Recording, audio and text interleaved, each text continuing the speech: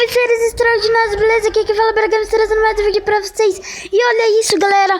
Tô numa guerra aqui muito emocionante, que a gente vai empatar essa guerra. Será? O número 7 tá com 2 estrelas. A gente pode... 2 estrelas não, uma, mas eu falei 2 estrelas que a gente pode ganhar e empatar.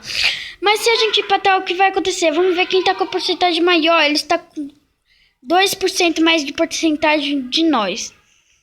E essa guerra vai ser... Nossa, galera, vocês não sabem como é que eu tô. O clã inteiro tá emocionado nessa guerra.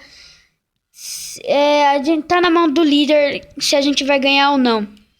Bom, galera, eu vim agradecer os 46 inscritos. Olha, o especial foi de 40 inscritos. No mesmo dia eu ganhei 46, pô.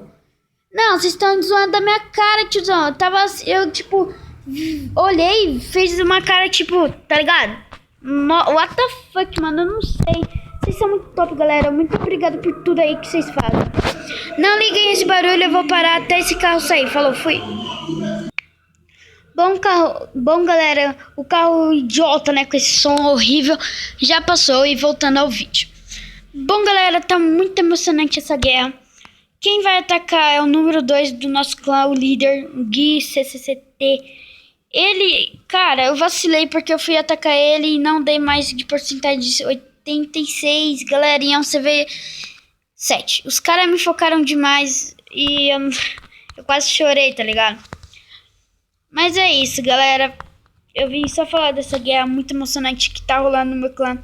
Eu espero que amanhã eu traga o vlog e eu não trouxe hoje porque não teve ninguém pra gravar comigo porque... meu amigo não pôde vir aqui, beleza?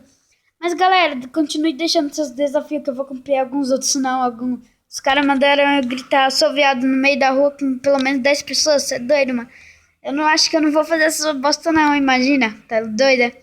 Mas vamos ver o que eu vou fazer, o que eu não vou. Ainda não sei o que eu vou fazer pra fazer o vlog, beleza? E bom, galera, se você quer um gravador muito bom, coloca o Mobzinho, porque agora o Mobzinho tá muito top. Agora ele tá tendo muitas atualizações. Vou trazer um vídeo falando quais são as atualizações novas do Mobzinho. E é isso. Galera, espero que vocês deixem seu like, compartilha. Tamo junto, falou, fui. Bateria 5%, até, fui.